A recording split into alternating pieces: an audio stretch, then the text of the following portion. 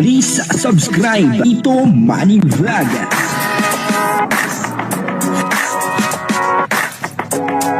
Payagan po si Tito Manny Vlog na mag-reactor para pambiling gamot sa kanya pong karamdaman.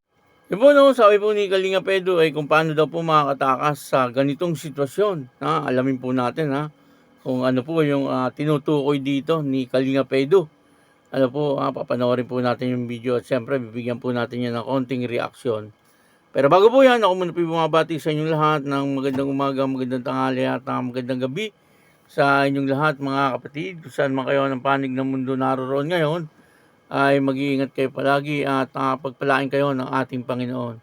Maraming salamat din po sa patuloy na tumatangkilik sa aking YouTube channel at nanonood sa aking video reaction. Patuloy lang po natin suportahan sila Kuya Bal Santos Matubang, Kalinga Prab, Ate Edna Vlog, Jack Tapia, at yung mga kasama ko pong reactor sa Kalingap. Ganun din po yung mga charity vlogger na Kalinga Partnero. Ito po yung video na kung saan sabi ni Kalinga Pedro ay mahirap daw po tumakas sa ganitong sitwasyon.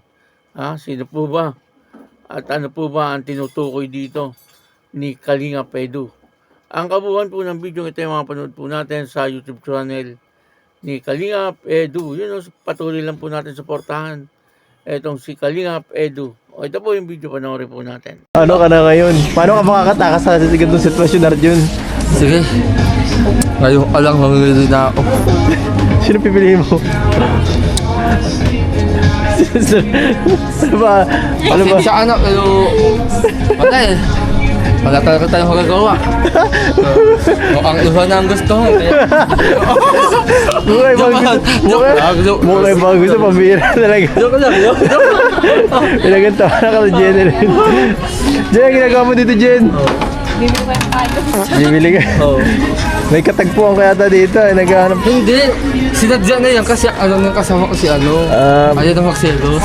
Ganun ba? Baka talaga? Kilala mo na siya, hindi pa Ayun pa, first time. Mapa swimming. Ay, PD nga yata yun. So, mahanap tayo ng sapatos. Saan ba dito may tinda sapatos? Pag wala, hanap tayo sa iba. Ay, doon yata, Pang school ba ang ganito? Taas naman pag gatong hills. May heels. Ay, mahirap yung pag may tako. Mahirapan ka niyan. Yung matagal din po nakatayo doon at masayaw pa po, Ay, may ganun? Hindi po yung kanta baga po, may step. Kaya na matagal din po. Oo, sige dito tayo sa medyo flat shoes, no? Pwedeng may heels basta hindi kataasan. Dito, baka mayroon dito mga bagay sa'yo. Mayroon dito tindahan, guys. Saan ka nabili ng Nang ano po? ng mga sapatos na ganyan? Or Ikaw? online lang po. Ikaw? Hindi Hindi mo man po. yun? Subukan ng 7. Size 7. Ayun, meron din. Malay natin mas komportable ka sa 7. Ganda Pero kung Oo. ano, may masakit? O Hindi man komportable? po, tama lang din. Pero sa dalawa, ano mas trip mo? Ito? Parang maluwag sa'yo. Pero hindi. Pag nag-medyas po, kapag na. Kung na medyas maluk. Opo. Sakto lang po kung ma-medyas. Bahala ka kahit anong piliin mo dyan. Gusto mo piliin mo parehas eh. One. Ito? Sige. Gila. Ito na lang ba? Alin? Ito kuya? Ikaw ang magpili. Ito na po. Sige na Alin? po. Ito na. Ito? Ito? Ay, gusto mo yung black? Sigurado ka sa size niya, na? Sige, nagustuhan Kasi mo. naka-medyas ko po eh. Nagustuhan mo, sigurado ka? Yes. Yan. Ano yan kay Ate Bev? Ay, thank you po. Yes po, Ate Bev, salamat. Napasaya mo. Sigurado Yes ka. po. Masasayahan ka naman pag binili natin yan. Mukhang ganda. Maganda man siya. Yes. Yan po, Ate Bev. Ate Bev, thank you so much po sa sponsor namin ng shoes ni Roddy Ito sa akin. Yun po, ang pinagsasabihan niya po rito ay si Arjun, na mahirap daw po takasan, yung ganong sitwasyon. Kasi nga naman, itong si Kalinga pa Arjun, medyo playboy, Grabe si Arjun, Lahat na lang na makita niya maganda, talagang gustong ligawan. At dito ay nagkasabay, si Rodilyn at si Jonalyn. Kaya nakapagsalita si Kalinga Pedro na paano niya tatakasan yung ganong sitwasyon, Maski na biro lang, ni Kalinga Pedro yun, pero meron laman. Joke yon, pero meron po tayong mapupulot na aral doon sa sinabi ni Kalinga Pedro. Ibig sabihin ay kapag ka po nanligaw ay dapat isa lang. Ano po, wag yung dala-dalawa kasi mahirap takasan yung ganong sitwasyon. Ano? Mahirap magpaliwanag. Ano? Lalo na kung ang babae ay talagang matalino rin. Bagamat yun ay joke lang. Ano? At si Arjun naman, alam naman po natin lahat na lahat ng makita nito ay crush niya at gustong ligawan.